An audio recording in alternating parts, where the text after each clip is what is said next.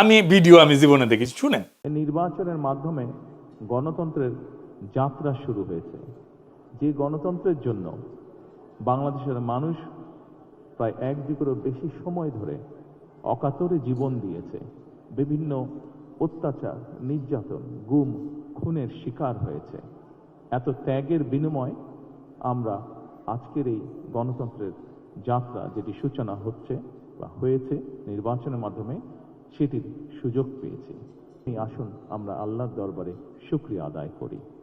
সম্মানিত উপস্থিতিবৃন্দ, বাংলাদেশের মানুষ আজকে অনেক আশা নিয়ে, অনেক আকাঙ্ক্ষা নিয়ে, অনেক আশা নিয়ে আমাদের সকলের দিকে তাকিয়ে আছে, বিশেষ করে রাজনৈতিক দলগুলোর দিকে তাকিয়ে আছে।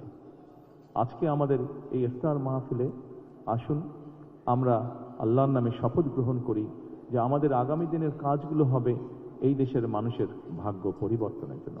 আসুন আমরা আল্লাহর দরবারে সেই রহমত চাই যার মাধ্যমে আল্লাহ আমাদেরকে এই দেশের মানুষের ভাগ্য পরিবর্তনের জন্য, এই দেশের ভাগ্য পরিবর্তনে কাজ করার তৌফিক আমাদেরকে আল্লাহ তাআলা দিবেন।